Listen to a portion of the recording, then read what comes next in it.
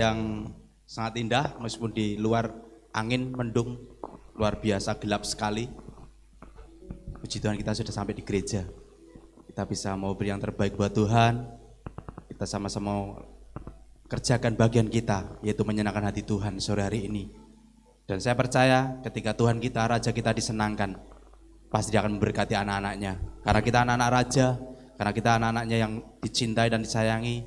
Ketika kita datang pada Tuhan, memberi yang terbaik buat Dia, apapun yang Dia punya, yang terbaik juga akan diberikan buat saya dan saudara. Mari sore hari ini Bapak Ibu terkasih, kita mau siapkan hati kita. Sebelum kita masuk lebih dalam hadirat Tuhan, kita mau serahkan ibadah sore hari ini, biar diambil oleh Roh Kudus dari awal pertengahan sampai akhir ibadah nanti. Selamat sore Bapa, selamat sore Tuhan Yesus, selamat sore Roh Kudus. Kami bersyukur Tuhan punya Allah seperti Engkau, Allah yang sangat baik, sungguh baik, teramat baik. Tidak ada Allah yang seperti Engkau Tuhan. Kami bangga punya Allah seperti Engkau, dan kami bahagia menjadi milik kepunyaanmu Tuhan. Sore hari ini kami datang di hadapan-Mu Tuhan, mengucap syukur dengan menaikkan syukur kami kepada Engkau, memuji-Mu, menyembah-Mu, mengagungkan kebesaran nama-Mu.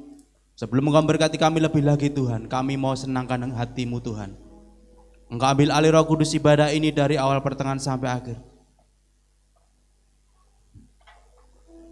Pada waktunya nanti Tuhan Engkau memberkati kami dengan kebenaran firman, supaya hidup kami, roh kami tertata seperti yang Tuhan mau, Tuhan ingin. Terima kasih Bapak, terima kasih. Kami siap memberi yang terbaik buat Engkau. Tutup bungkus kami semua dengan kuasa darah-Mu, tempat ini. Bahkan mungkin saudara-saudara kami dalam perjalanan Tuhan untuk ke rumah kudus-Mu ini Tuhan, Tuhan juga sertai, supaya mereka sampai di tempat ini dengan selamat. Bapak terima kasih, kami bersyukur untuk semuanya.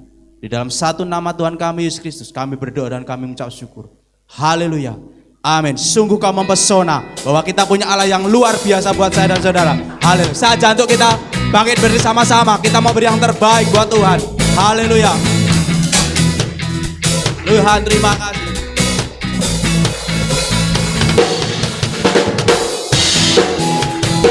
Haleluya.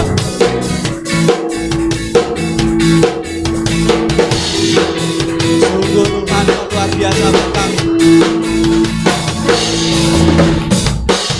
Sungguh Kau mempesona, segala perbuatanmu hapuskan raguku.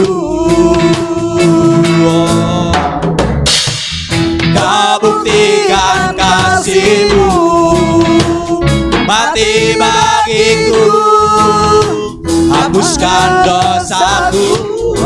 Sungguh Kau mempesona, sungguh Kau mempesona, segala perbuatanmu hapuskan raguku. Amin, amin. Kau buktikan kasih-Mu, mati bagiku, hapuskan dosaku. Kau ubahkan hidupku, semua menjadi baru. Sekarang ku bersuka di dalam-Mu, Yesusku. Kau jaga hidupku, melangkah di jalanku, sampai ku terima mahkota kehidupanku.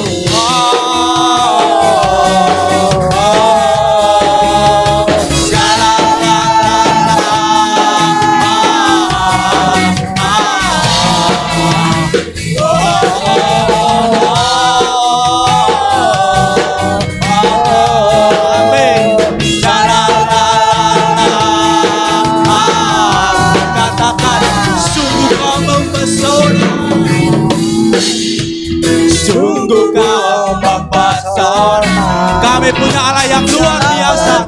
Amin. Hapuskan raguku. Kau buktikan kasih-Mu, mati bagiku, Hapuskan, sekali lagi katakan, sungguh kau mempesona, sungguh kau mempesona. Amin. Segala perbuatanku, hapuskan raguku. Kau buktikan kasih-Mu, mati bagiku, hapuskan dosaku. Kau ubahkan hidupku, semuanya jadi baru. Sekarang ku bersuka di dalam-Mu, Yesus. Kau jaga hidupku, melangkah jalanku, sampai ku terima mahkota kehidupanku. Kau ubahkan hidupku, semua menjadi baru. Sekarang ku bersuka di dalam-Mu, Yesus. Kau jaga hidupku, melangkah di jalanku, sampai ku sekali lagi katakan, kau ubahkan hidupku, kau ubahkan hidupku. Amin. Menjadi baru. Sekarang ku bersuka di dalam-Mu, Yesusku. Kau jaga hidupku, melangkah di jalanku, sampai ku terima mahkota kehidupanku.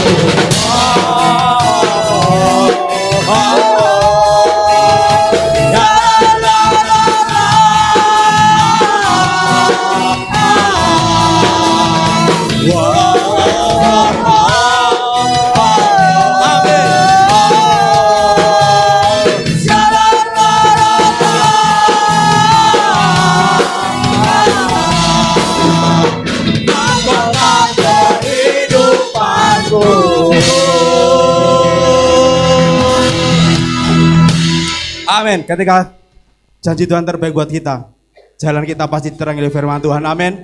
Kita mau sama-sama memberi yang terbaik buat Tuhan. Firman-Mu Tuhan, pelita bagi kaki Tuhan, terang bagi jalan kami.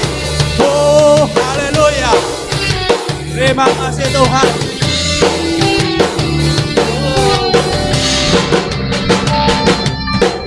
Firman-Mu Tuhan, pelita bagi kakiku.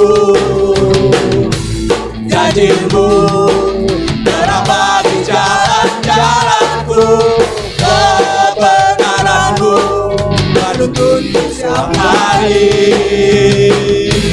Ku menantikan-Mu berikan kekuatan baru. Bukan terbang tinggi di awan, bersama-Mu dalam kemuliaan.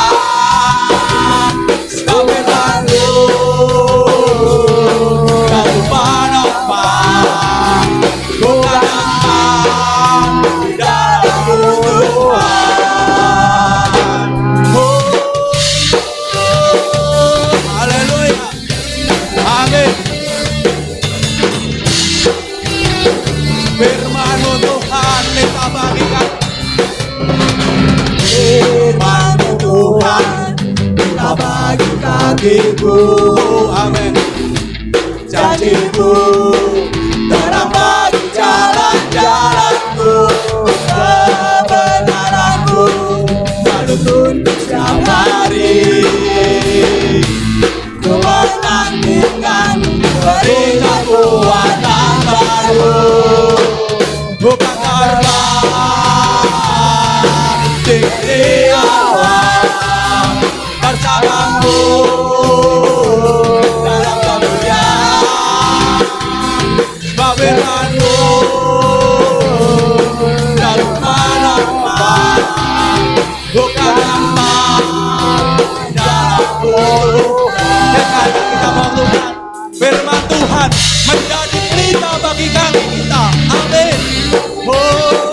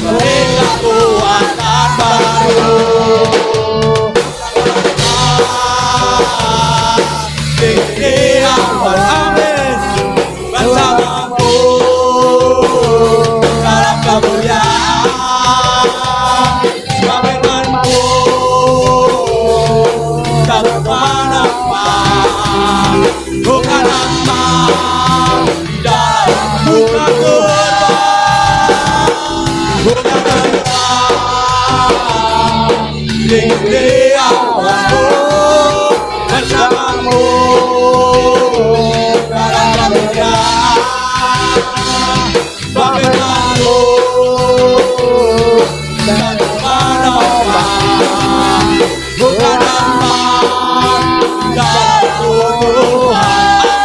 Amin, bukan aman dalam Tuhan. Bukan aman dalam Tuhan. Amin, amin. Amin Tuhan. Terima kasih Tuhan. Haleluya. Haleluya. Berikan sorak-sorai yang terbaik. Haleluya. Silakan duduk dalam hadirat Tuhan Bapa terkasih. Terima kasih Tuhan.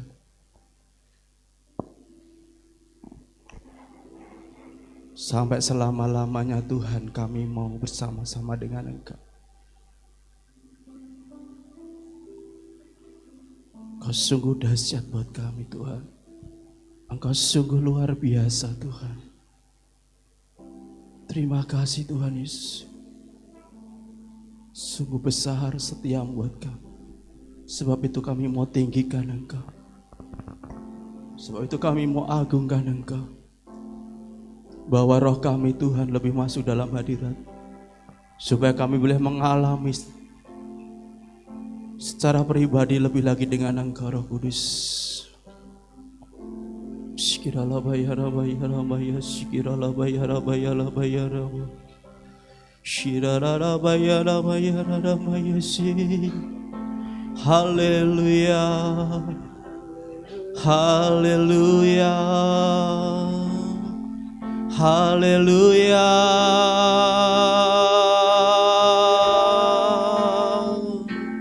Yesusku luar biasa, Allah yang layak dipuji, Allah yang layak disembah. Sungguh tiada yang seperti Engkau Tuhan, tiada yang sebanding denganmu Yesus.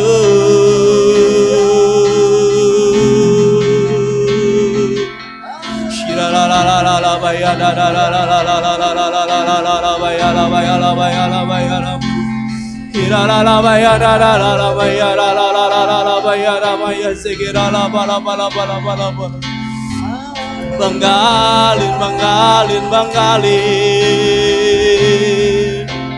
benggalin, benggalin, benggalin, memenuhi setiap hati.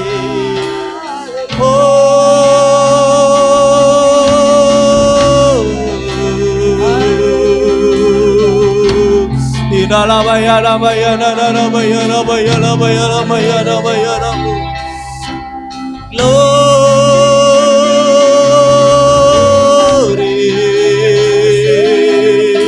haleluya.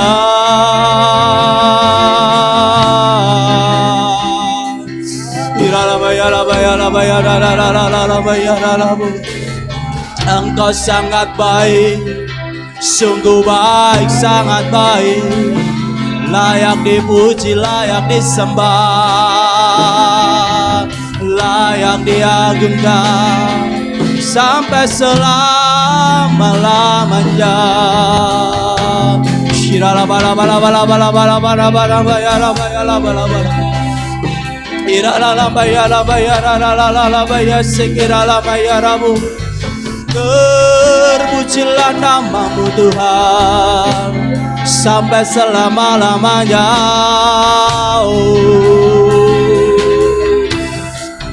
Di dalam bayala bayala la la la la la bayala bayala bayala bayala bayala bayala bayala.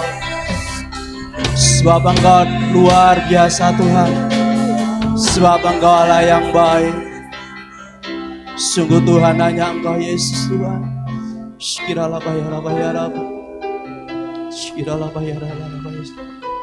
Tuhan, kami rindu. Terus kami akan mengagumi Engkau Tuhan. Terus kami akan mengagumi Engkau sampai selama-lamanya. Sampai selama-lamanya Tuhan.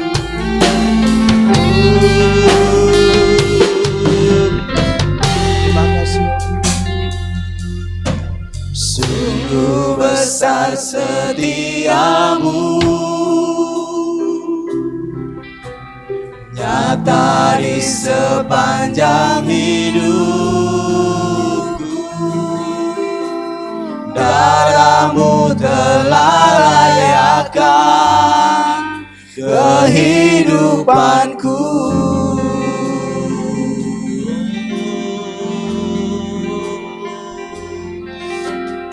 Tiada kata yang bisa lukiskan indahnya Kau Tuhan. Bagimu segala pujian dan kemuliaan. Sungguh besar setiamu Tuhan, sungguh besar setiamu. Naikkan dengan hati yang begitu mengasihi Tuhan, bahwa besar kasih Tuhan di sepanjang hidup kita. Darahmu telah layakan kehidupanku.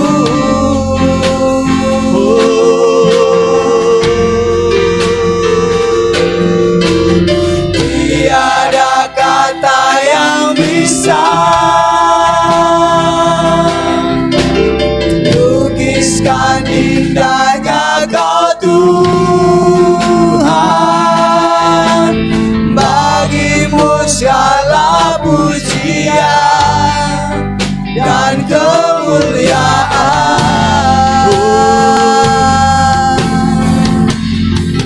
Ku tinggikan Engkau Tuhan, melebihi segalanya, lebih dalam ku menyembah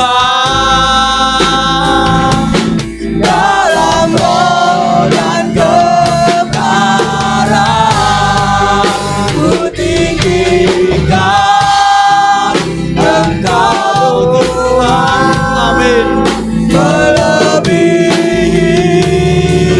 segalanya, lebih dalam ku menyembah dalam roh dan kebenaran selamanya.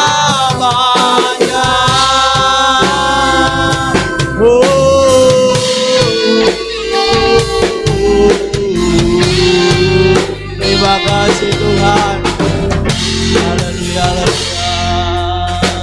Sungguh besar setiamu, Tuhanku ajaib, nyata di sepanjang hidupku. Darahmu telah layakan kehidupanku. Sampai tidak ada kata yang bisa Tuhan lukiskan indahnya Kau Tuhan. Tiada kata yang bisa lukiskan indahnya Kau Tuhan. Bagimu segala pujian dan kemuliaan. Ku tinggikan Engkau Tuhan, ku tinggikan Engkau Tuhan.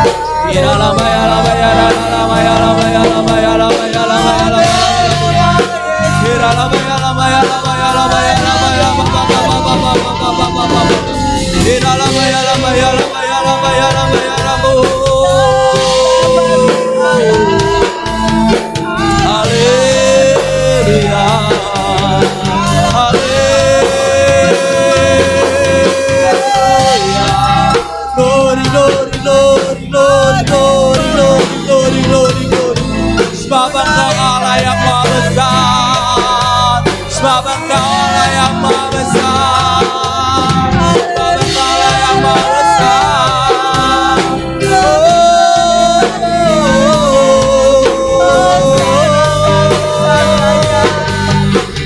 Hanya bagi Tuhan.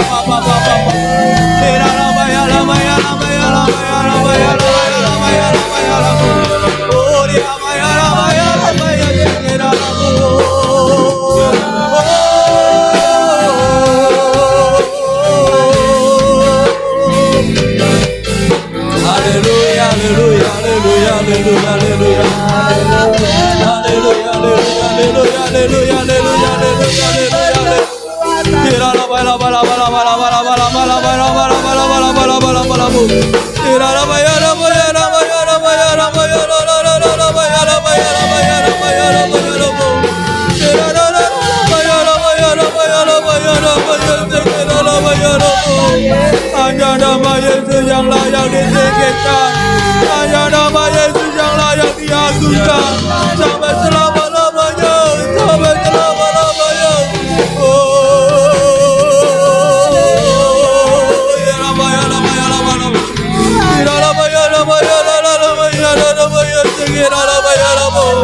Tidak ada yang seperti Engkau Tuhan, tiada yang seperti Engkau Yesus, tiada yang seperti Engkau Yesus, tiada yang seperti Engkau Yesus. Haleluya,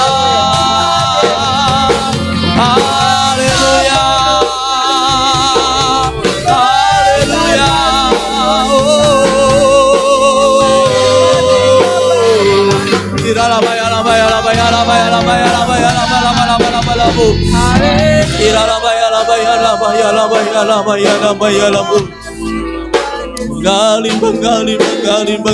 Menggalin memenuhi setiap hati kami Tuhan dengan urapan yang baru, dengan urapan yang baru.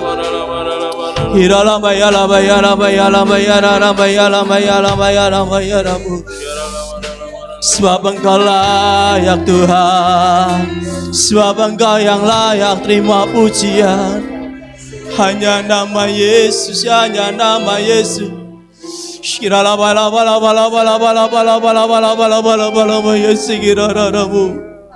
Terus selidiki setiap hati kami Bapa. Terus selidiki setiap hati kami, bawa lebih dalam, masuk dalam hadirat, supaya kami mengalami muka temu muka dengan Engkau ya Tuhan, Raja di atas segala raja.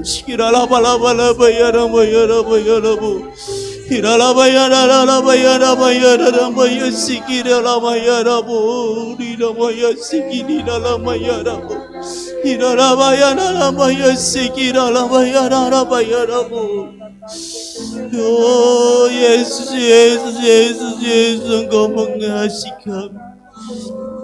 Kami mau beri yang terbaik buat Engkau Tuhan, sebab Engkau yang layak, sebab Engkau layak.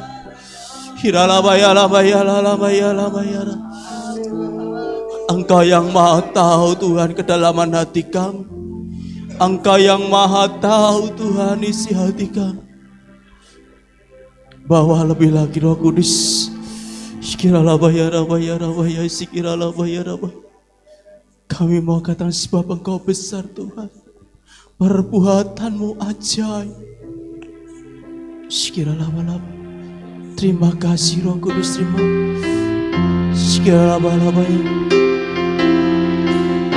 Tuhan Engkau ajaib. Kau luar biasa buat kami. Kau luar biasa buat kami Tuhan. Engkau luar biasa. Engkau besar, perbuatanmu ajaib, tiada seperti Engkau, tiada seperti Engkau. Sebab Kau besar, perbuatanmu ajaib, tiada seperti Engkau, tiada seperti Engkau. Sebab Kau besar, sebab Kau besar, perbuatanmu ajaib, tiada seperti Engkau. Tidak ada yang seperti Engkau Tuhan, tiada seperti Engkau. Sebab Kau besar, perbuatanmu ajaib, tiada seperti Engkau, tiada seperti Engkau.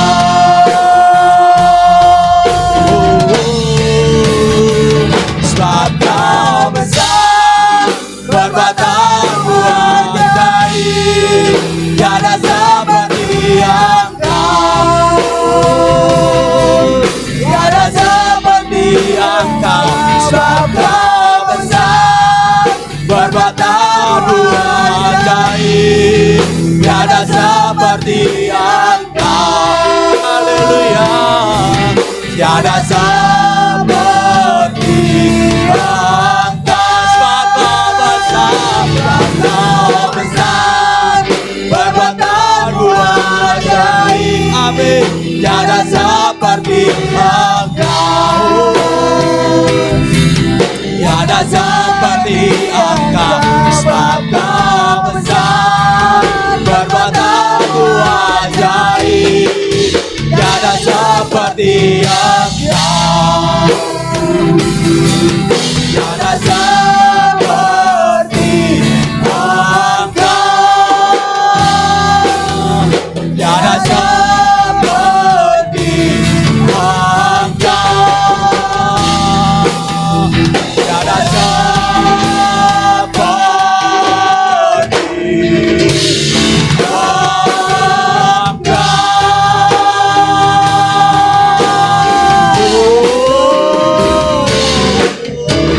Haleluya.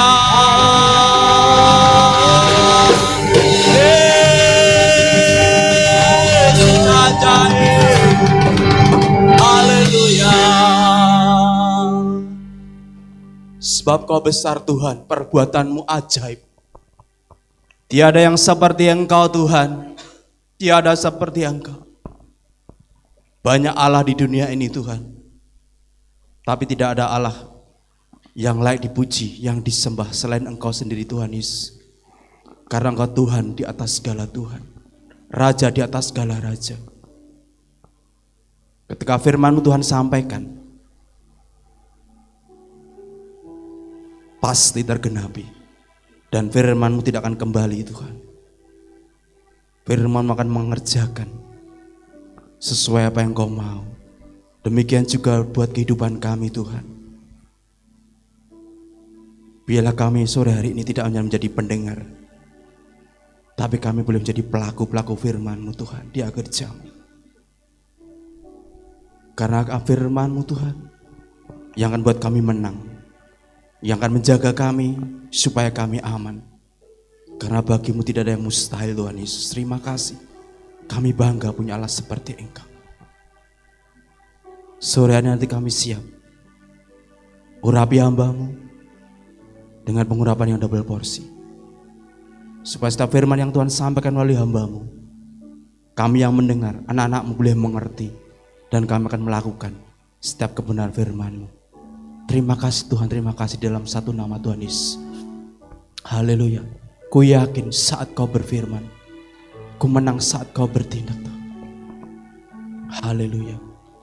Terima kasih Roh Kudus, terima kasih.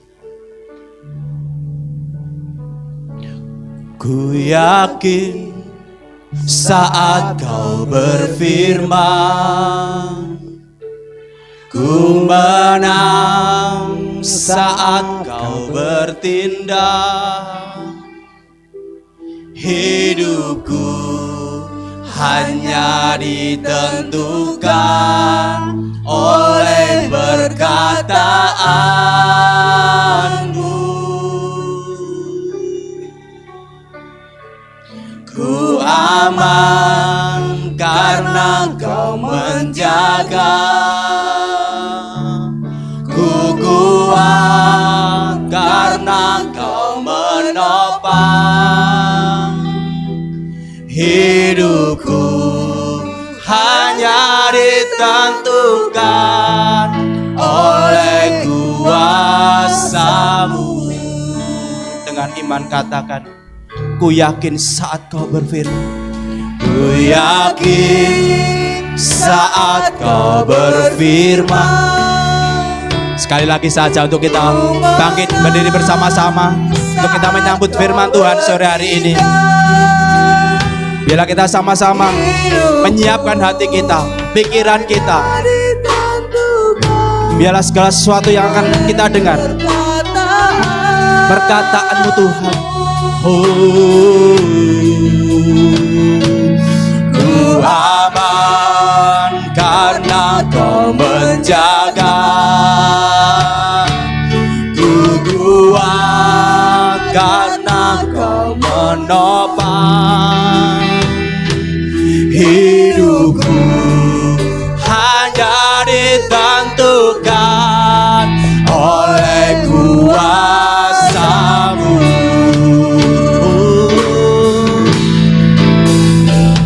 Bagi Tuhan tak ada yang mustahil.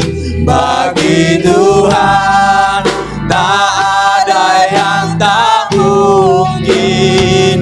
Mujizatnya disediakan bagiku, ku diangkat dan dipulihkannya. Bagi Tuhan tak ada yang mustahil. Waktu kami serahkan Bapak Gembala. Bagi Tuhan tak ada yang tak mungkin. Mujizatnya disediakan bagiku, ku diangkat dan dipulihkan. Bagi Tuhan, bagi Tuhan tak ada yang mustahil. Bagi Tuhan tak ada yang tak mungkin. Mujizatnya disediakan bagiku, ku diangkat dan dipulihkannya. Mujizatnya disediakan bagiku, ku diangkat dan dipulihkannya. Mujizatnya disediakan bagiku, ku diangkat dan dipulihkannya.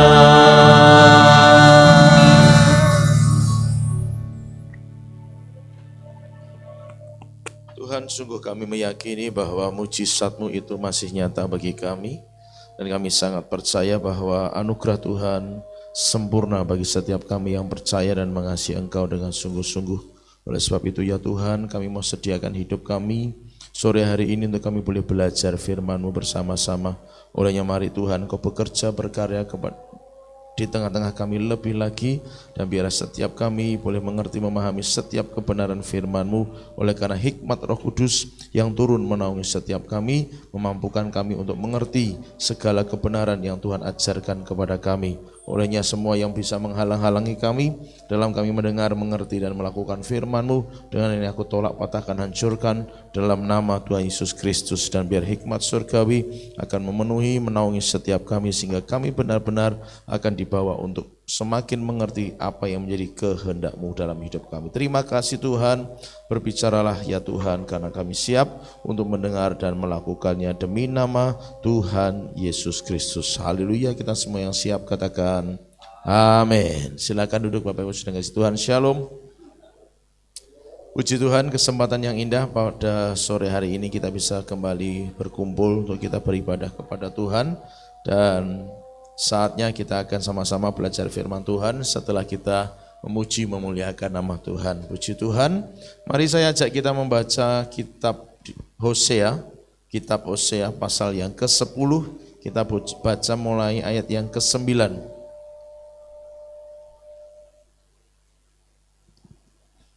Hosea pasal yang ke-10 mulai ayat yang ke-9 sampai dengan yang ke-13. 9 sampai 13 dari kitab Hosea pasal yang ke-10. Sejak hari Gibea engkau telah berdosa, hai Israel. Di sana mereka bangkit melawan. Tidakkah perang melawan orang-orang yang curang akan mencapai mereka di Gibea? Aku telah datang untuk menghajar mereka. Bangsa-bangsa akan berkumpul melawan mereka apabila mereka dihajar karena salahnya yang berganda. Perhatikan kalimat itu, karena salahnya yang berganda. Efraim dulu seekor anak lembu yang terlatih, yang suka mengirik, dan aku ini menyayangi tengkuknya yang elok. Aku memasang Efraim, Yehuda harus membajak, Yakub harus menyisir tanah baginya sendiri. Menaburlah bagimu sesuai dengan keadilan, menuailah menurut kasih setia. Bukalah bagimu tanah baru, sebab sudah waktunya untuk mencari Tuhan, sampai Ia datang dan menghujani kamu dengan keadilan. Kamu telah membajak kefasikan, telah menuai kecurangan, telah memakan buah kebohongan, oleh karena engkau telah mengandalkan diri pada keretamu, pada banyaknya pahlawan-pahlawanmu. Saya akan mengulang di ayat yang ke-12, bisa ditayangkan.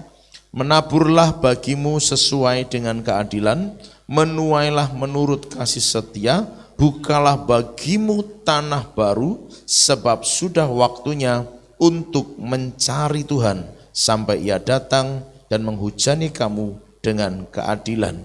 Bapak Ibu Saudara yang dikasihi oleh Tuhan, pada saat saya merenungkan ayat-ayat ini, sesungguhnya dalam hati belum terasa sesuatu yang begitu kencang gitu ya untuk saya benar-benar mau sampaikan ini. Saya sedang merenung dan berdoa, Tuhan, apakah memang ini yang harus Tuhan sampaikan, atau adakah yang lain yang harus Tuhan sampaikan kepada umat Tuhan. Tetapi tadi siang ada tamu Bapak Ibu Saudara, teman lama, cukup lama sekali kami enggak berhubungan juga. Ceritanya dia nganter undangan nikah begitu. Lalu dari beberapa kesaksian yang dia sampaikan kepada saya dikuatkan tentang iman pengharapan, tentang mengandalkan Tuhan dan mujizat yang terjadi di balik mengandalkan Tuhan dan beriman kepadanya. Maka kemudian saya dikuatkan kembali untuk yakin bahwa inilah yang Tuhan sampaikan kepada kita semua. Nah Bapak Ibu Saudara, nanti akan saya tambahkan kesaksiannya, tetapi kita kembali ke ayat 12 dulu.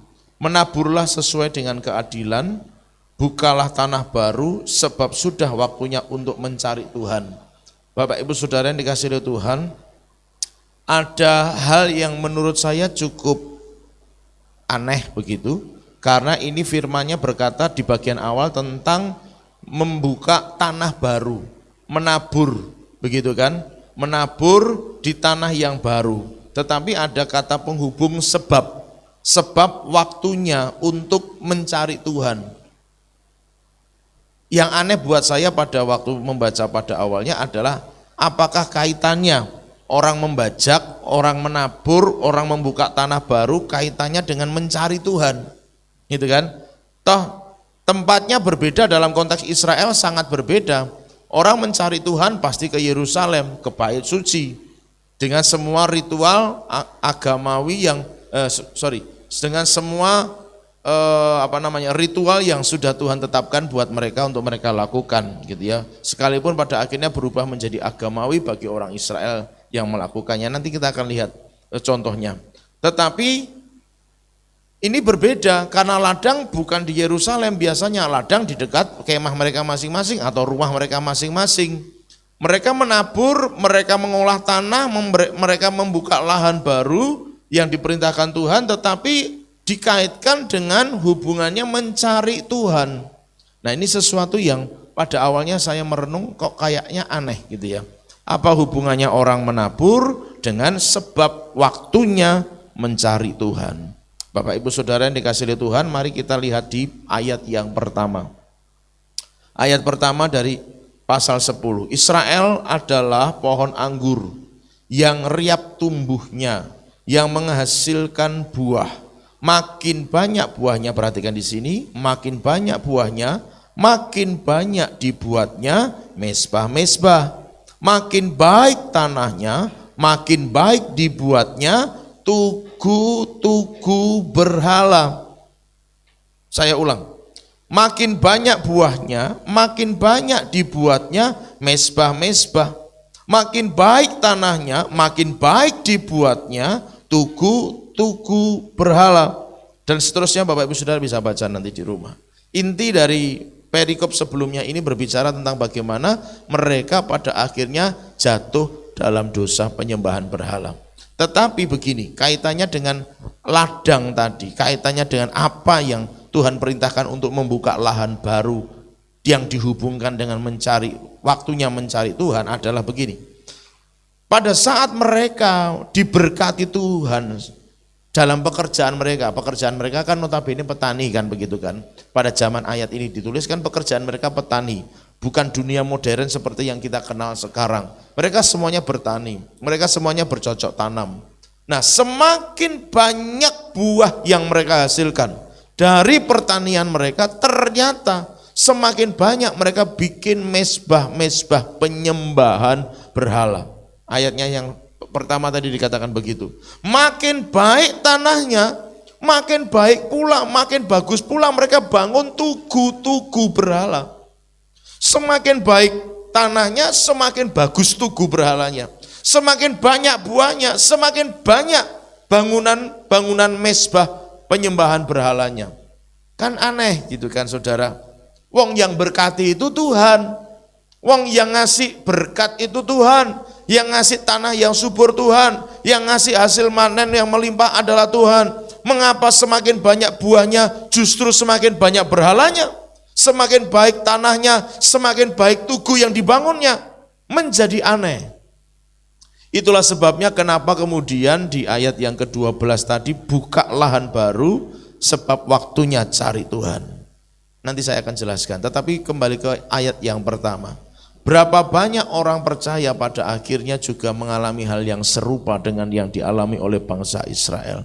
Makin banyak berkatnya, makin lupa Tuhannya. Makin banyak orderannya, makin lupa Tuhannya. Makin sibuk kerjaannya, makin lupa Tuhannya. Bapak Ibu Saudara yang dikasihi oleh Tuhan, mengapa pembukaan tanah baru, pekerjaan, kalau saya simpulkan begitu saja. Pekerjaan itu dihubungkan dengan mencari Tuhan di ayat yang ke-12. Dulu pernah saya sampaikan, mengapa bangsa Israel dikasih Tuhan Kanaan, negeri yang limpah susu dan madu. Bukan sekedar supaya mereka kaya, tetapi supaya mereka tidak terjerat dengan pekerjaan. Begitu mereka usahakan ladang, usahakan tanah di Kanaan yang limpah susu dan madu, mereka tidak terlalu harus bekerja berat menghasilkan ekonomi. Mereka tidak harus bekerja terlalu keras untuk menghasilkan ekonomi sehingga itu bisa menjadi alasan buat mereka tidak naik ke Gunung Sion untuk beribadah kepada Tuhan. Mengapa ditaruh di Kanaan, negeri yang limpah susu dan madu? Supaya mereka tidak terhalang oleh pekerjaan untuk naik ke Gunung Sion. Mengapa anak-anak Tuhan diberkati Tuhan? Mengapa ada ayat di dalam Matius 6 ayat 33, cari dulu kerajaan Allah dan kebenarannya dan seterusnya. Supaya tidak ada orang yang terhalang untuk pergi mencari Tuhan, supaya pekerjaan tidak menjadi penghalang orang pergi mencari Tuhan, supaya pekerjaan tidak menjadi pengganggu orang datang menghadap Tuhan. Itulah sebabnya kenapa membuka lahan baru, menabur benih dan seterusnya dikaitkan dengan waktu mencari Tuhan. Karena kehidupan orang Israel ternyata justru kebalik. Semakin diberkati, semakin lupa Tuhan, semakin kaya mereka, semakin baik tanahnya, semakin justru mereka membangun tugu-tugu berhala yang lebih baik lagi. Keliru, arah pandangnya salah. Yang memberkati Tuhan tetapi yang mereka sembah justru berhala. Yang mencukupi kebutuhan mereka Tuhan, justru mereka mengandalkan kekuatannya sendiri. Yang memberikan berkat kepada tanah-tanah mereka, tetapi pada akhirnya yang dipuja adalah tugu-tugu berhala. Bapak Ibu Saudara yang dikasihi oleh Tuhan, kesadaran ini menjadi sangat penting untuk kita mengerti bahwa sesungguhnya berkat datang dari Tuhan. Katakan amin. Kalau orang tidak bisa mengakui berkat datang dari Tuhan, orang akan khawatir. Saya lanjutkan ceritanya. Jadi dia datang ngasih undangan pernikahan. Di bulan Oktober ini dia akan menikah. Pada bulan Oktober, September, mundur Juli. Ya Juni berarti. Juni dia sudah mengumpulkan celengan. Ini yang kemarin saya singgung soal rekening di bank. Ya, manajemennya harus sesuai dengan firman Tuhan. Cara mengolahnya harus sesuai dengan firman Tuhan. Bulan Juni, Tuhan bicara kepadanya, kasih seluruh isi ATM-mu. Jadi seluruh tabungan harus dikasih buat Tuhan. Pacarnya enggak setuju. Ya enggak bisa no. Nek mbok kasihkan semuanya buat Tuhan, 3 bulan lagi menikah kita. Terus mau pakai biaya dari mana kalau semuanya dihabiskan untuk Tuhan? Tetapi teman saya ini berdoa, oke, kowe ra setuju ra apa-apa, kita sembayang. Alhasil tetap sama, serahkan semuanya buat Tuhan. Enggak bisa, Tuhan bicara harus serahkan semuanya. Ya sudah, kita harus taat, serahkan semuanya. Karena pada saat itu ada tatangan begitu, dan di tatangan itu semuanya harus ngasih duit cash. Pokoknya isi berapa yang bisa dia berikan. Dia tidak punya duit cashnya, dia cemplung ke ATM-nya saudara, cemplung. Sebagai bukti, ya Tuhan semua isi kantongku, semua isi ATM-ku tak kasih buat Tuhan.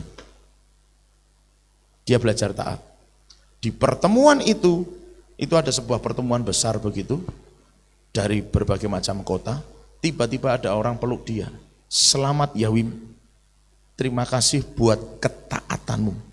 Dia tidak pernah cerita soal isi ATM, dia tidak pernah cerita soal bagaimana dia bergumul mau mempersembahkan itu. Tapi ada orang tiba-tiba datang peluk dia, terima kasih untuk ketaatanmu. Dan karena ketaatanmu ini, Tuhan suruh aku untuk ngijoli yang sudah kamu kasih. Tidak berhenti dari situ Bapak Ibu Saudara. Dia sudah kasih itu semua isi ATM-nya, ada orang lagi datang kasih 10 gram emas batangan. Nah kemudian dari situ saya dapat inspirasi menyambung dengan ayat yang sedang saya pelajari. Tanah baru. Waktunya cari Tuhan tapi bukanya tanah baru. Apa Bapak Ibu Saudara? Jadi kadang orang itu takut untuk bersihin ladangnya dari semua kecemaran-kecemaran yang ada. Bapak Ibu Saudara, maaf, saya mungkin bahasanya terlalu merohanikan. Tapi perhatikan baik-baik begini. Yakinkah bahwa uang yang saudara terima dari usaha yang saudara bangun, itu adalah semuanya uang yang halal dari pihak mereka? Ada orang menggunakan jasa Anda atau membeli produk yang Anda jual. Duit yang mereka pakai untuk bayar itu adalah halal. Atau hasil korupsi, atau hasil curian. Anda tahu? Anda nggak pernah tahu. Betul? Apakah ada di antara saudara yang punya jasa, menjual dagangan, tanya, duitmu halal ora? Ada yang tanya begitu? Praeneng. Semua bayar tompo. Tapi apakah Anda pernah berpikir duit yang mereka pakai untuk bayar Anda itu adalah duit hasil murni pekerjaan yang bagus? Apakah itu hasil curian, hasil korupsi? Anda tidak pernah tahu. Itu artinya uang najis atau uang bersih? Itu uang najis. Maka Bapak Ibu Saudara, setiap berkat Tuhan yang kita terima harus didoakan, dikuduskan. Yang ngerti katakan amin. Yang ngerti katakan amin. Yang ngerti katakan amin. Ya, karena pada akhirnya itu membuat berkat yang Anda terima menjadi tidak murni. Maka harus dikuduskan. Bukan berarti itu kemudian ditanyakan, di scan dulu pakai mesin apa begitu ya. Atau masukkan Alkitab, kalau duitnya hilang berarti itu uang nggak halal. Kalau setelah dibuka lagi dari dalam Alkitab uangnya masih ada, ternyata itu duit halal. Enggak bisa gitu juga gitu kan saudara. Tapi maksud saya adalah begini, tidak serta-merta bahwa segala berkat yang Anda terima yang datang dari orang lain, yang Tuhan pakai melalui orang lain, datang kepada Anda, itu adalah semuanya duit yang diberkati Tuhan. Maka setiap kali Anda terima berkat, didoakan, terima kasih Tuhan untuk semua berkat-Mu hari ini. Aku menguduskan, menyucikannya. Segala keuangan ini atau apapun yang Anda terima, bentuknya apapun, entah uang, entah apapun, aku kuduskan dengan darah anak domba Allah, disucikan, dibasuh, menjadi berkat yang berkenan kepada Tuhan. Yang mengerti katakan amin. Itu sangat mempengaruhi orang datang pada Tuhan. Baik, mungkin ada orang yang berkata, loh Pak, di dalam Yesus kan semuanya sudah dikuduskan. Betul. Betul, di dalam Yesus semuanya dikuduskan. Tetapi mengapa ada perintah bahwa harus berkorban kepada Tuhan dengan kambing domba yang tak bernoda, tak bercacat? Kalau semuanya itu sudah baik buat Tuhan, perintah itu tidak akan pernah ada. Oke, dalam perjanjian baru itu tidak pernah disebutkan. Karena itu peribadahan orang Israel.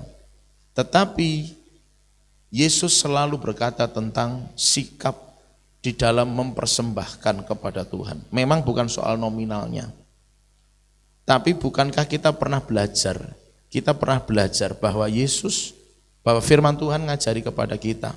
Untuk kita itu ngerti bahwa kenajisan itu bisa muncul dari mana saja, bisa melalui apa saja. Saya pernah ceritakan bahwa ada teman yang gara-gara boneka dia bisa kerasukan setan. Maksud saya begini, bahwa media apapun bisa dipakai oleh iblis, itu maksudnya.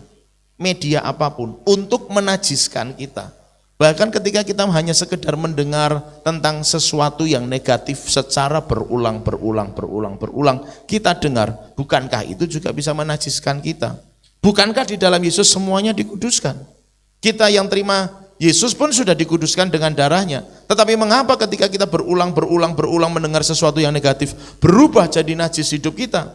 Ya, karena pada akhirnya media apapun bisa dipakai oleh iblis untuk menajiskan hidup kita. Salah satunya yang kita mungkin tidak sadar adalah lewat segala berkat yang kita terima. Materi yang kita terima, mungkin lebih tepat istilahnya begitu. Materi yang kita terima, apa saja bentuk dan jenisnya. Kalau segala sesuatu di dalam Yesus sudah dikuduskan, mengapa kita diajari kalau mau makan berdoa dulu? Betul kan? Loh, kalau semuanya dikuduskan ya sudah dong, nggak usah berdoa, wong semuanya sudah dikuduskan, makan saja sudah dikuduskan. Loh, berdoa itu kan untuk mengucap syukur. Betul, berdoa makan itu untuk mengucap syukur. Tapi pernah Anda perhatikan, kenapa waktu orang Kristen berdoa makan, kuduskan, sucikan berkat ini. Toh semuanya di dalam Yesus, sudah disucikan, sudah dikuduskan. Tidak perlu berdoa. Tidak perlu ada kalimat, kuduskanlah berkat makanan minuman ini, betul? Ya terserah kalau saudara memang nggak pernah berdoa yang pakai begitu gitu kan. Aku pokoknya berdoa ini cuma matur nuwun Gusti, merem sedelok, melek, amin. Tapi mengapa ada kalimat-kalimat yang menunjukkan bahwa sesuatu itu harus dikuduskan dengan darah Yesus? Kalau semua yang di dalam Yesus sudah dikuduskan, maka semua yang diterima itu juga sudah otomatis dikuduskan. Harusnya begitu gitu kalimatnya. Tetapi mengapa pada akhirnya tidak? Ada sesuatu yang perlu didoakan, dikuduskan, disucikan, dibasuh dengan darah Yesus.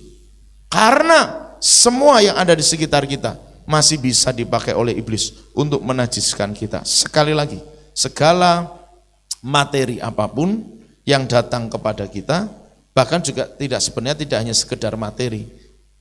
Sifatnya materi, non materi. Non materi itu apa? Informasi. Kadang informasi itu benar, tetapi karena kebenaran itu menyakitkan, bisa dipakai oleh iblis untuk melukai hidup kita. Sehingga kemudian itu berubah menjadi dendam dalam hidup kita. Contoh misalnya, ada suami atau istri, ada pasangan yang dikasih tahu sama temannya, ternyata pasanganmu selingkuh di sana, aku ngerti dia pergi ke hotel sana. Itu benar atau tidak? Misalnya itu benar, beritanya benar. Itu kebenaran. Tapi ketika kebenaran itu disampaikan kepada pasangan yang lainnya, gitu kan, ini berubah jadi dendam di sini. Kenapa? Kebenaran itu, informasi itu, non materi ini dipakai oleh iblis untuk mencemari hidupnya. Yang mengerti katakan amin. Ini agak susah memang pelajarannya, tetapi Bapak Ibu Saudara tolong pahami aja. Semua yang bersifat materi, non materi tadi salah satunya adalah misalnya informasi. Benar sebenarnya informasi itu, tapi kebenaran informasi itu dipakai oleh iblis untuk mencemari hati, sehingga hatinya kemudian jadi dendam, benci, kepahitan yang turun-temurun. Berarti apapun yang ada di sekitar kita bisa dipakai oleh iblis untuk mencemari hidup kita. Nah, kembali ke soal tadi yang saya katakan di depan. Apakah Anda yakin bahwa uang yang Anda terima, kalau itu bicara tentang uang, gitu ya, bahwa itu adalah hasil yang biasa-biasa saja, hasil yang baik-baik saja, tidak bisa dipastikan. Maka dari semua materi non materi yang datang kepada kita harus dikuduskan. Kita terima berita, kita terima informasi, didoakan juga Bapak Ibu Saudara, supaya itu tidak mencemari pikiran dan hati. Awalnya cuma lewat telinga, tapi kemudian dipakai oleh setan, dimainkan di pikiran, dimainkan di hati. Di otak-atik, jadi keliru, jadi salah, jadi dendam, jadi kepahitan, dan seterusnya. Jadi semua yang datang kepada kita harus dikuduskan, disucikan. Nah, teman saya, kembali ke cerita tadi, teman saya menjaga hatinya tetap murni, karena dia cerita, dia sudah dapat 3 kali kalau tidak salah, itu emas murni 10 gram itu 3 kali. Dia bertanya, Tuhan untuk apa ini? Tuhan cuma bilang, kamu harus jaga hatimu tetap murni. Ini bicara tentang emas. Dan masih banyak mujizat-mujizat yang tidak perlu saya ceritakan juga. Intinya dari sejak dia serahkan seluruh isi ATM-nya itu. Bahkan ini pernikahan belum terjadi kan saudara, undangannya baru datang hari ini kan, nggak mungkin pernikahannya sudah berjalan. Itu sudah surplus di berbagai macam sektor. Jadi soal vendor gedung, vendor pakaian, vendor konsumsi, vendor hotel, semuanya sudah lunas dan surplus. Tapi di tengah-tengah surplus itu juga kemudian Tuhan bicara, karena ada temannya yang sakit, ada temannya yang butuh bantuan, Tuhan bicara lagi, bantu mereka. Jadi ora surplus, pas-pasan. Tapi maksud saya cuma begini, waktu dia mau relakan semuanya buat Tuhan, dia belajar untuk buka ladang baru. Dia tabur benih itu di ladang yang baru. Maka sebagai hasilnya Tuhan gak pernah berhutang. Ketaatan selalu membuahkan berkat dan mujizat. Katakan amin. Dan hasilnya justru luar biasa. Orang tiba-tiba tanya, kekurangan biaya pernikahanmu berapa? Sekian, tak tutup semuanya. Belum yang laki-laki, cincin itu datang dengan sendirinya. Tuhan gerakkan saya untuk ngasih cincin kalian. Gitu saudara. Di saat apa? Ketaatan. Nabur dari seluruh isi rekening. Nabur, sekali lagi perhatikan baik-baik. Jadi tidak ada rekening yang modelnya itu, oke lah ini memang diplotting untuk pernikahan. Ojo diutik-utik, bagus. Tapi nek Tuhan bicara, suruh kasih, harus dikasih. Kasih tahu kanan kiri, harus dikasih isi rekeningmu. Tambahi isi rekeningnya, ojo harus dikasihnya doang. Bapak Ibu Saudara, harus dikasih isi rekening itu. Jadi salah kalau ada orang Kristen manajemen keuangannya, apa yang masuk rekening bank nggak boleh diudik-udik. Menurut yang saya tahu dari firman Tuhan, itu nggak begitu cara kerjanya. Karena duit bagaimanapun milik Tuhan. Tidak ada yang milik kita Bapak Ibu Saudara.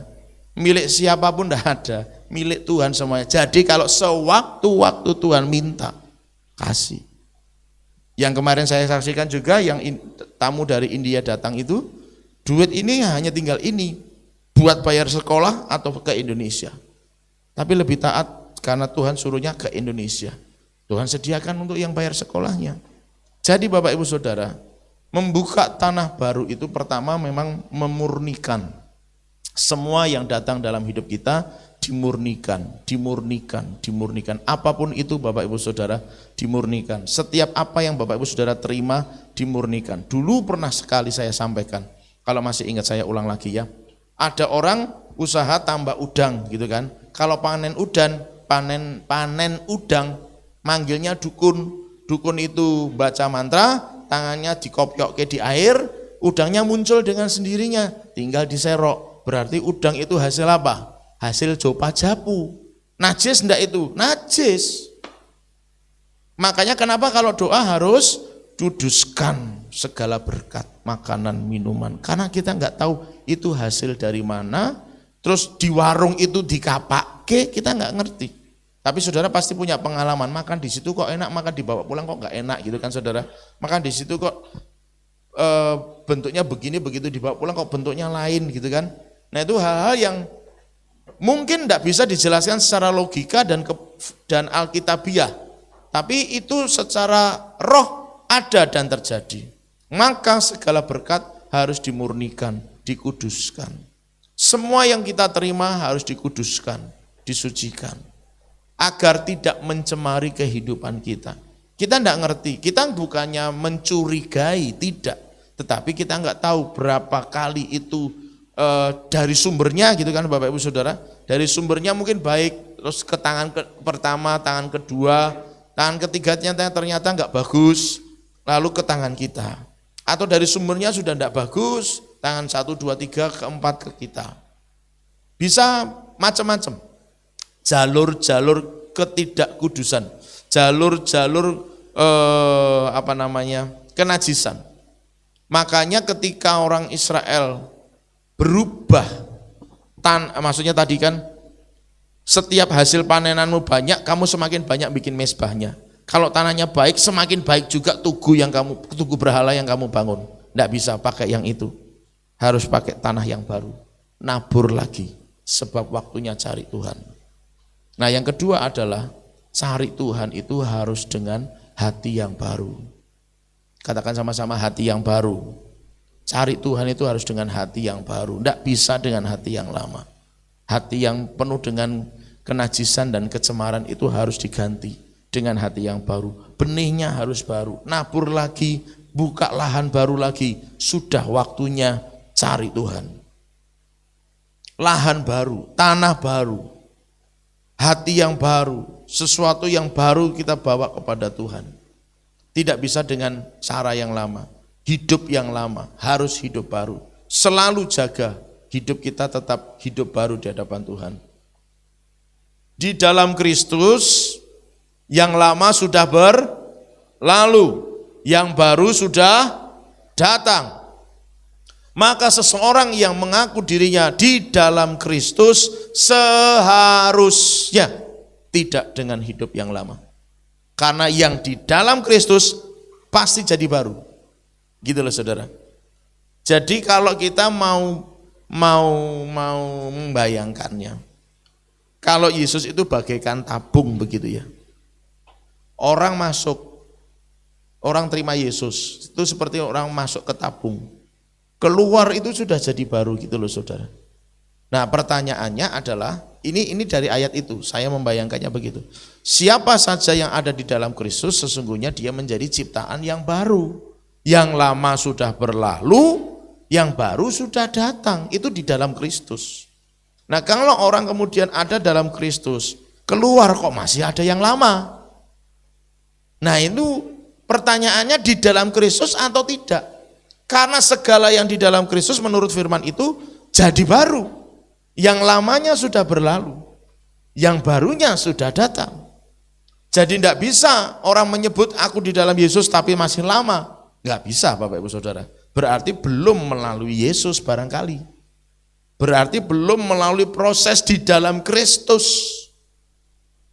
Maka Bapak Ibu Saudara, waktu kita datang mencari Tuhan, firman Tuhan tadi berkata begitu, sebab waktunya untuk mencari Tuhan, bukan ladang baru, tabur benih yang baru.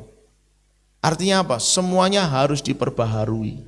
Waktu datang cari Tuhan harus diperbaharui. Itulah sebabnya mengapa saya sharing dengan beberapa anak remaja kita. Salah satu dari mereka cerita, saya kok ngerasa kayak kering. Bahasanya waktu itu kata yang dipakai bukan itu sebenarnya. Apa begitu? Terus saya nangkepnya itu sebagai sebuah kekeringan. Kenapa bisa kering? Saya tanya kepadanya, kenapa bisa kering? Dia tidak bisa jawab. Sampai kemudian, coba kamu renungkan ke hati. Mungkinkah hatimu masih menyimpan dendam, menyimpan sakit hati, menyimpan sesuatu yang tidak bagus di hadapan Tuhan. Sehingga waktu kamu datang sama Tuhan, itu menjadi penghalang kamu dekat sama Tuhan. Bukannya Tuhan nggak bisa ngampuni, tetapi ada firman-Nya berkata bahwa yang menjadi penghalang bukan apa-apa, karena masih ada dosa. Dosa yang menghalang-halangi engkau datang kepadanya. Kecuali dosa itu engkau bereskan.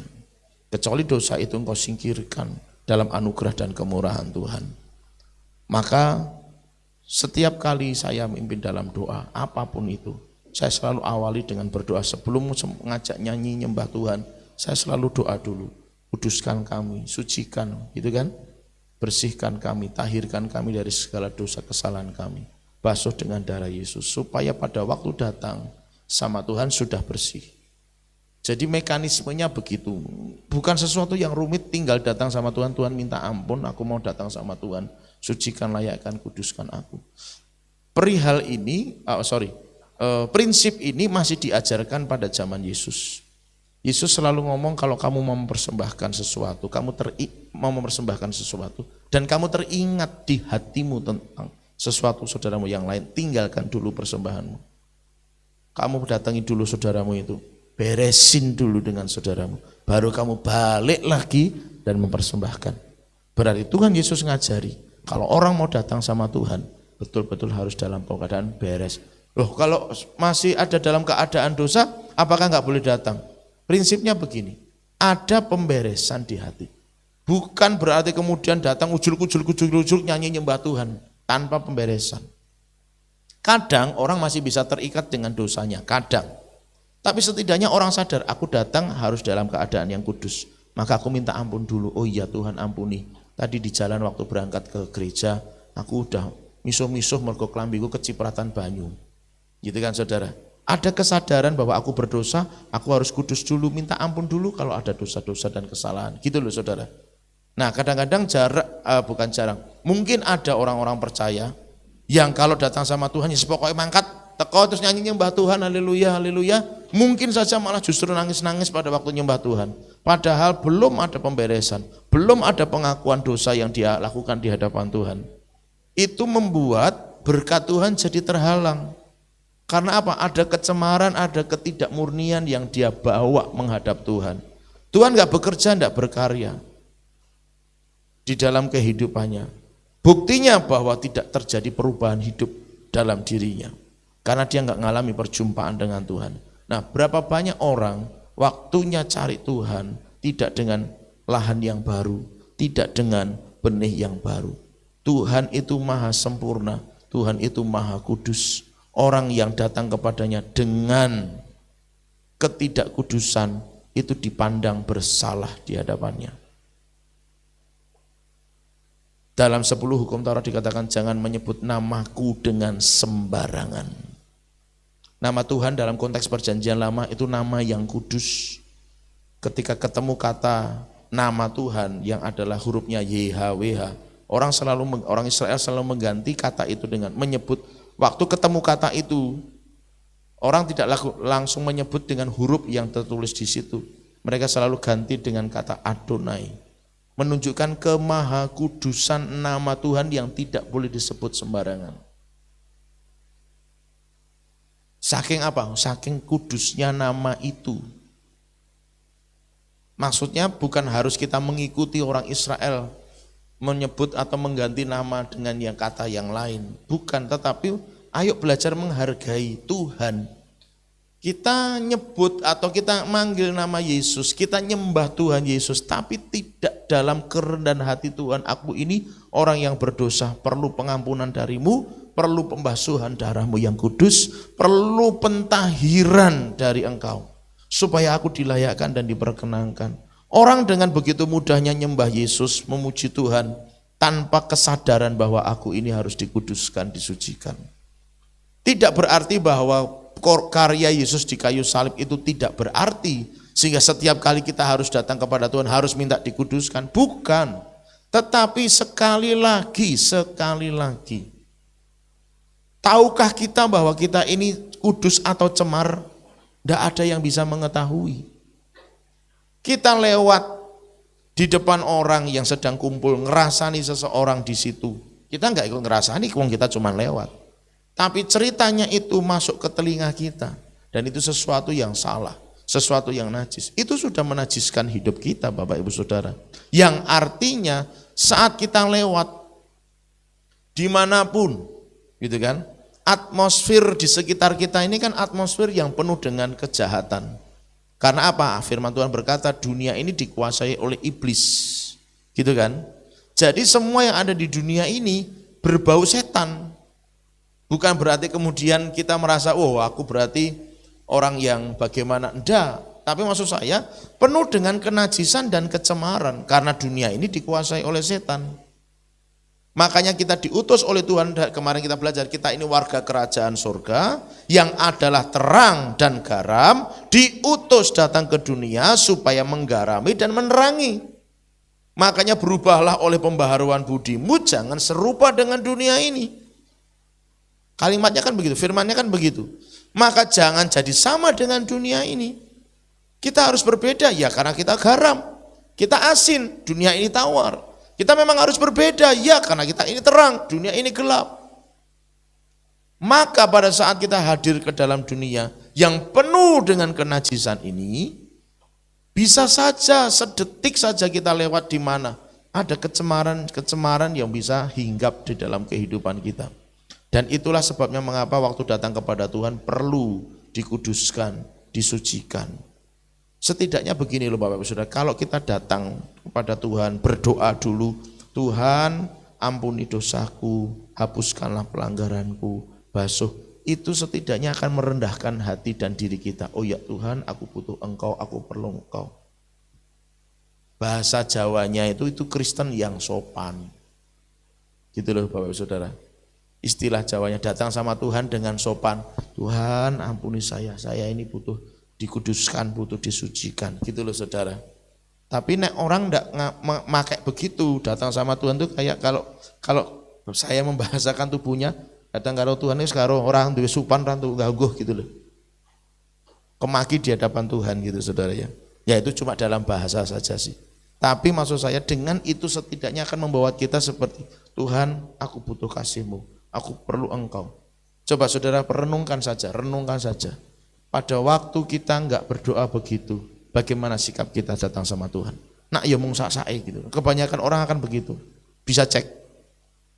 Orang akan datang sama Tuhan dengan ya udah, datang aja. Tanpa pernah ada kesadaran aku orang yang berdosa, aku perlu diampuni, aku perlu dijagai juga oleh Tuhan supaya aku tetap murni, tetap benar di hadapan Tuhan. Enggak pernah ada itu. Kenapa? Karena enggak ngerasa.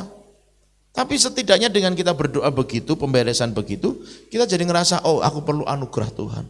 Aku perlu pembasuhan darah Yesus. Aku perlu bertobat. Aku perlu menyucikan diriku. Cari Tuhan dengan buka tanah baru, benih yang baru, bukan yang lama. Yang lama harus dibuang. Nah, saudaraku yang dikasihi Tuhan, pengertian ini Tuhan mau buat kita pahami bukan untuk hari ini saja. Tapi begini, di masa-masa yang akan datang, kecemaran demi kecemaran semakin menjadi-jadi. Sesuai dengan apa yang firman Tuhan katakan di ayat yang ke-1. Semakin banyak diberkati Tuhan, tapi akan ada banyak gereja yang semakin meninggalkan Tuhan. Ibadahnya sama Tuhan semakin terganggu. Karena apa? Alasannya sih berkat Tuhan. Semakin sibuk, semakin enggak punya banyak waktu buat Tuhan. Semakin banyak orang meninggalkan Tuhan dengan berbagai macam alasan. Dan itu sesungguhnya sedang mencemari hidupnya di hadapan Tuhan. Bapak Ibu Saudara, sebagai hamba Tuhan, sebagai gembala sidang, sebagai bapak rohani di gereja ini, saya memohon, Bapak Ibu Saudara sebagai anak-anak rohani, sebagai jemaat yang saya gembalakan, izinkan saya sampaikan kepada Bapak Ibu Saudara, ayo mulai buka lahan baru, tabur benih baru. Waktunya cari Tuhan dengan sungguh-sungguh. Saudara, tidak akan terasa. Saya sense di hati, ada beberapa orang yang akan meninggalkan Tuhan. Kalau itu sudah ada niat di pikiranmu hari ini, bertobat, Tuhan mengasihi engkau, Tuhan sayang kepadamu. Jangan pernah tinggalkan Tuhan, engkau akan rugi tinggalkan Tuhan. Tapi kalau Bapak Ibu Saudara nggak pernah ada niat itu, tapi di kemudian hari akan ada orang-orang yang digoncangkan dengan itu. Jadi ayat ini tidak bicara hari ini. Ayat ini bicara di masa yang akan datang. Akan ada banyak orang yang dicemari rohnya tanpa dia sadari. Dan di ujungnya sana ternyata dia sudah di depan neraka.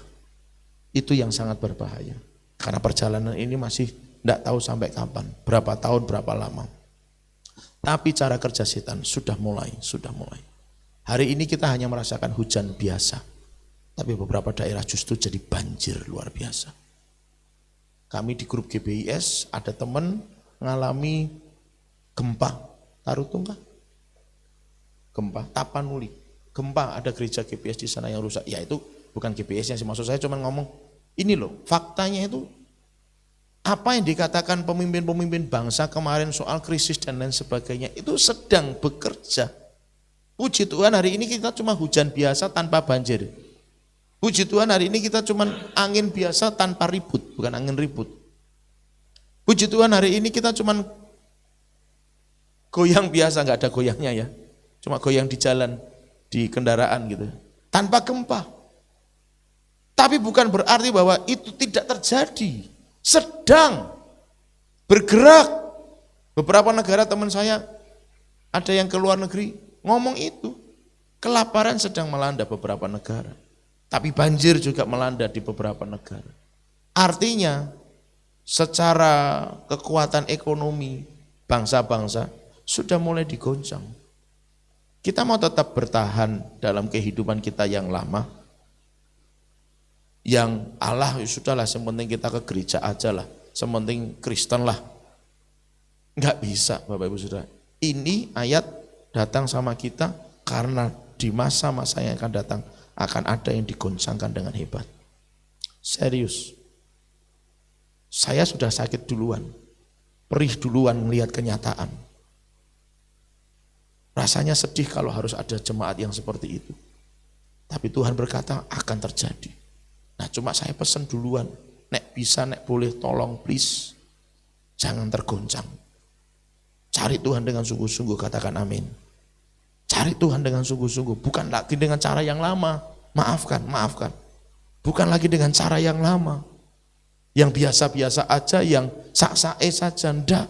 Yuk datang dengan hati yang baru, lahan yang baru, benih yang baru. Yang lama buang semua yang lama. Karena itu membuat kita najis, membuat kita cemar di hadapan Tuhan. Jadi tolong Bapak Ibu Saudara, tangkap pesan ini baik-baik. Tangkap pesan ini baik-baik. Saya tidak bisa menyalahkan memang siapapun. Saya juga tidak bisa menyalahkan setan dalam hal ini, sekalipun yang mengerjakannya pasti setan. Tapi ayolah. Kita semua ngerti, kita semua tahu.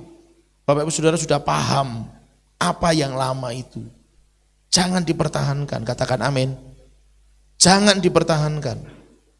Buang semua yang lama, ganti dengan yang baru. Karena ini waktunya Tuhan memurnikan kita. Lebih lagi. Memurnikan kita lebih lagi. Olehnya Bapak Ibu Saudara, ayo sama-sama kita sadari. Jadi begini, kalau pada akhirnya nanti Bapak Ibu Saudara kita semua, keluarga CSK ini harus disuruh Tuhan melakukan sesuatu ini dan itu, tolong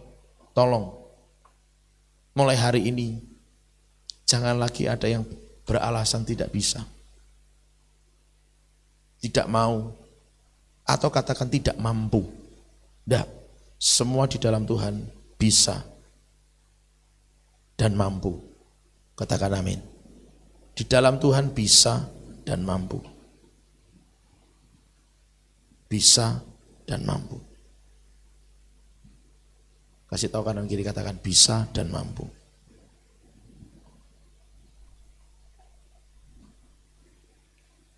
Saya itu dikenal, saya tutup dengan cerita ini, tapi saya berharap ini bisa menginspirasi kita. Saya itu dikenal oleh orang tua saya sebagai anak rumahan, anak yang alim, walaupun sesungguhnya saya nakal, tapi bukan itu maksud saya. Nah, karena kealiman saya, dianggap saya ini tidak banyak mengerti hal-hal yang bersifat misalnya kelistrikan, perbengkelan dan lain sebagainya. Ada dulu orang yang bilang kepada saya, Mas Erik itu dulu jangan-jangan sekolahnya sekolah teologi atau sekolah elektronik gitu kan saudara. Hampir semua peralatan gereja ini saya yang buat. Kabel dan lain sebagainya, cek semuanya saya yang bikin. Ya sudah waktunya sebenarnya diwariskan, cuma yang mewarisi belum ada yang mau. Ada yang mau menawarkan diri, kita nggak ada yang ngacung. Jadi saya harus bergumul lagi untuk ada yang mewarisi. Maksudnya kan dia nggak semuanya harus gembala kabeh gitu kan saudara.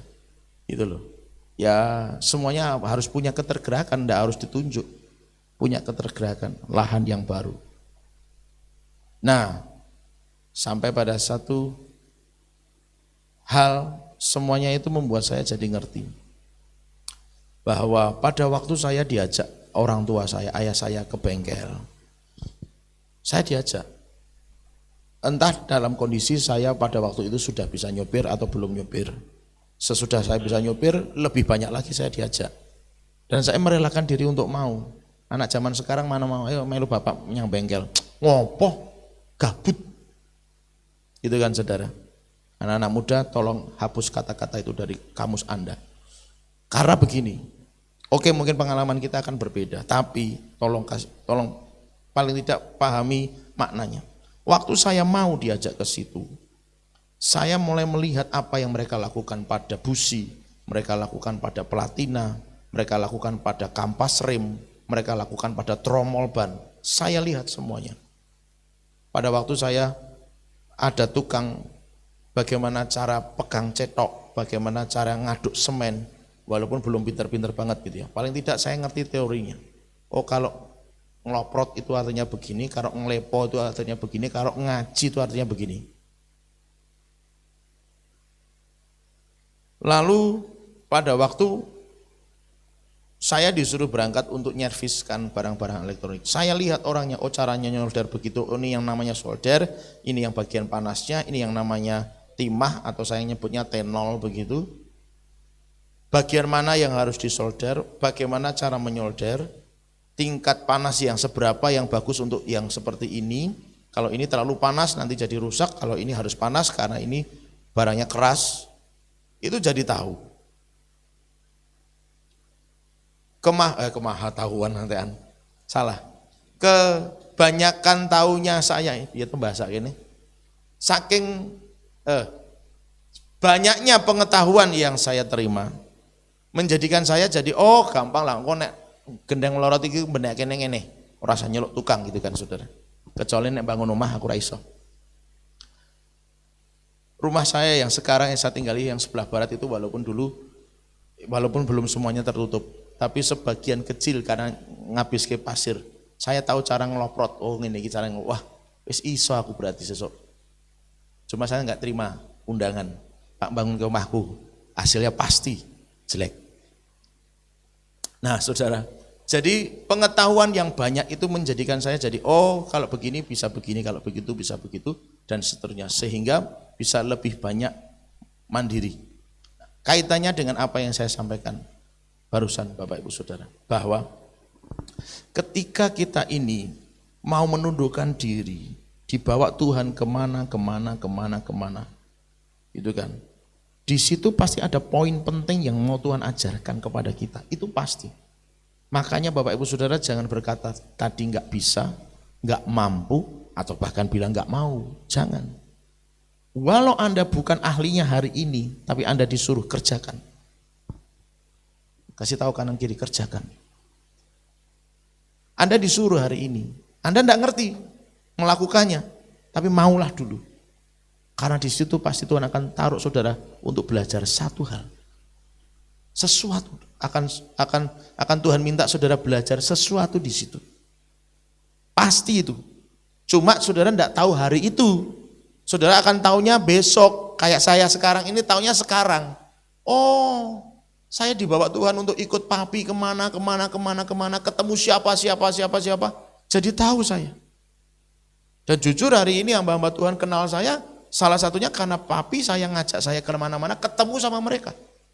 Sehingga ketika saya membangun komunikasi, membangun pergerakan kemana-mana, jadi sudah lebih mudah. Karena dibukakan dulu jalan oleh Tuhan di masa yang lalu, yang kala itu saya nggak ngerti sama sekali. Ternyata ada untungnya hari ini, gitu loh maksud saya. Ada untungnya hari ini. Bapak Ibu Saudara yang kasih Tuhan, jangan berkata nggak bisa, nggak mampu atau bahkan nggak mau. Ketika kemudian Anda disuruh melakukan sesuatu. Kita disuruh Tuhan melakukan sesuatu. Jangan berkata itu. Baik secara korporat, bersama-sama, komunitas, gereja ini, atau secara pribadi. Jangan pernah berkata itu. Karena kalau toh pun itu bukan di masa lalu belum terjadi apa-apa gitu kan. Seperti saya sudah mengalami sesuatu tadi di masa yang lalu. Hari ini saya jadi ngerti kenapa saya bisa begini, kenapa saya bisa begitu. Nah, kalau toh pun di masa lalu belum pernah terjadi apa-apa seperti itu, baru akan dimulai sejak sekarang dan seterusnya ke depan.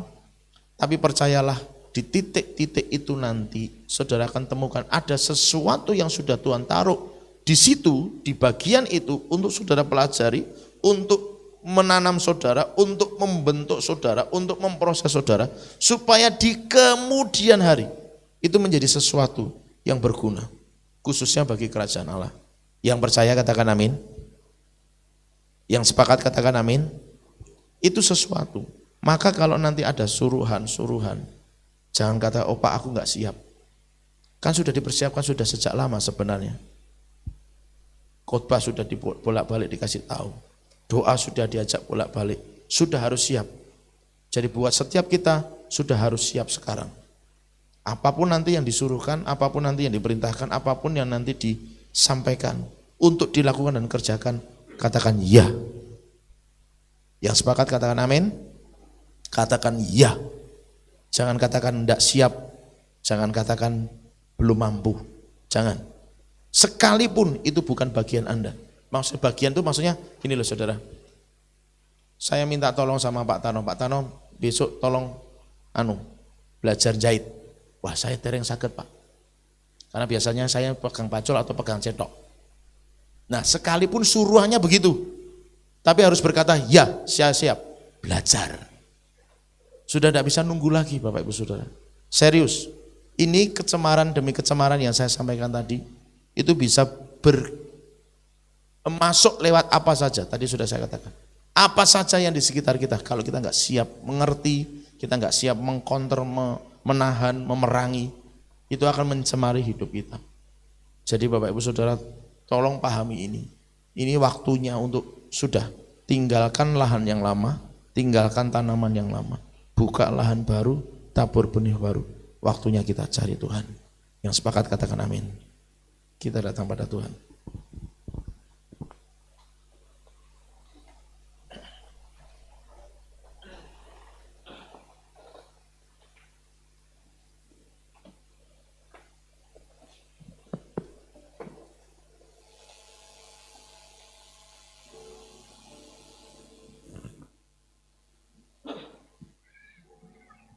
Mari sama-sama kita buka hati kita di hadapan Tuhan.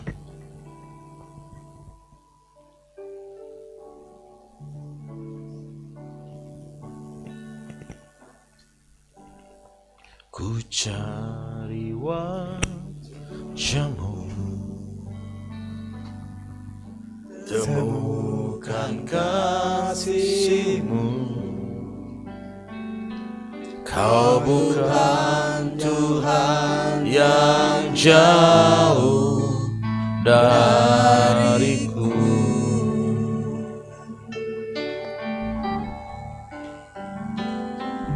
Ku panggil nama-Mu, ku dengar jawab-Mu. Kau Tuhan yang selalu dengar seruan hatiku. Sungguh indah Kau Tuhan, penuh kasih dan sayang. Kau tempat penghiburan bagi setiap hati yang terluka. Sungguh indah Kau Tuhan, menara perlindungan. Kau sumber kekuatan bagi semua orang yang membutuhkan. Mari katakan lagi, ku cari wajah-Mu, ku cari wajah-Mu, temukan kasih-Mu. Kau bukan Tuhan yang jauh dariku. Mari panggil namanya. Ku panggil nama-Mu, ku dengar jawab-Mu. Kau Tuhan yang selalu dengar seruan hatiku. Sungguh indah Kau Tuhan, penuh kasih dan sayang. Kau tempat penghiburan bagi setiap hati yang terluka. Sungguh indah Kau Tuhan, menara perlindungan. Kau sumber kekuatan bagi semua orang yang membutuhkan. Mari sambil bangkit berdiri, katakan bersama-sama, sungguh indah Kau Tuhan, sungguh indah Kau Tuhan. Mari katakan dengan segenap hati kita di hadapan Tuhan. Nyatakan sebagai ungkapan hati kita kepadanya. Kau tempat penghiburan bagi setiap hati yang terluka.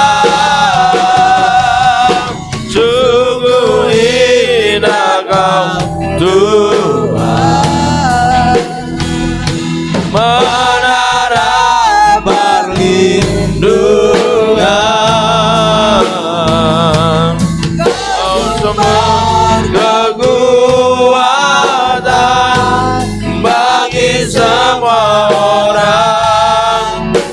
yang membutuhkan. Sekali lagi katakan bersama, sungguh indah Kau Tuhan, sungguh indah Kau Tuhan, penuh kasih dan sayang. Kau tempat penghiburan bagi setiap hati yang terluka. Sungguh indah menara perlindungan, tersumber kekuatan bagi semua orang yang membutuhkan. Sumber kekuatan, sumber kekuatan, sumber kekuatan, sumber kekuatan, sumber kekuatan bagi semua orang yang membutuhkan. Mari sembah Tuhan. Haleluya, haleluya, haleluya, haleluya, haleluya. Urala batakara la barala bayara la barala masyana la barala barala. Urala barala barala barala barala barala barala barala barala barala. Yara la barala barala barala barala barala barala barala barala. Shira la barala barala barala barala barala. Yara la barala barala barala barala barala barala.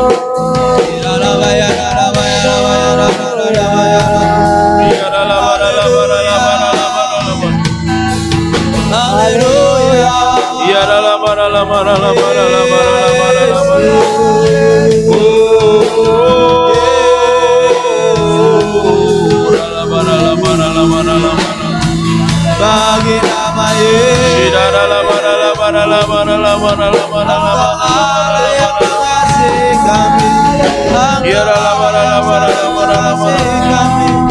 sampai selama-lamanya ya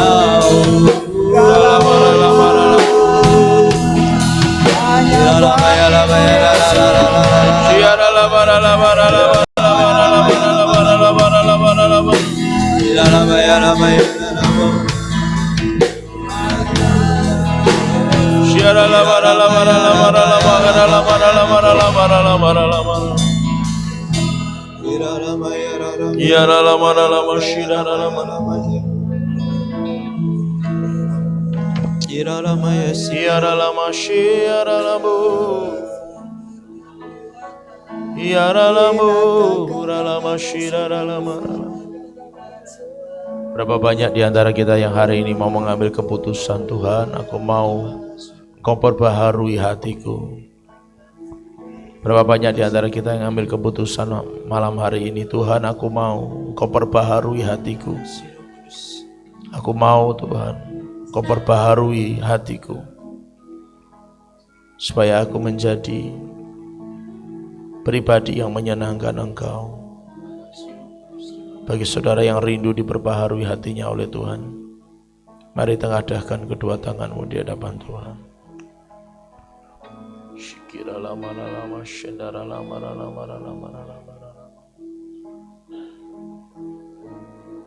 Setiap tangan yang tengadah di hadapanmu Tuhan, tanda bahwa hatinya mau diperbaharui.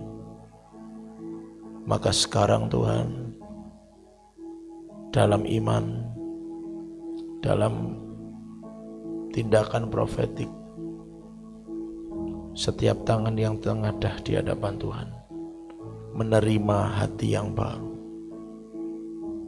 menerima hati yang baru, menerima hati yang baru. Ini waktunya buat kami mencari Tuhan dengan lebih sungguh lagi. hati yang baru, yang bersih, yang tidak tercemari oleh apapun juga. Hati yang baru, yang tidak bernoda, tidak bercacat di hadapan Tuhan. Hati yang baru, yang murni, yang tulus, yang benar, yang suci di hadapan Tuhan. Itu yang Tuhan taruh di setiap kami semua. Setiap kami yang tangannya tengadah di hadapan-Mu, Tuhan, beri hati yang baru, beri hati yang baru, beri hati yang baru. Demi nama Yesus, turun atas setiap kami, turun atas setiap kami. Demi nama Yesus, dan setiap hati yang baru, Tuhan tanam di setiap kehidupan kami masing-masing. Dimeteraikan dengan darah anak domba Allah. Dan setiap hati yang lama diganti, diubah, dibongkar, diganti dengan hati yang baru. Demi nama Yesus Kristus, terjadilah seperti yang Kau kehendaki atas setiap kami.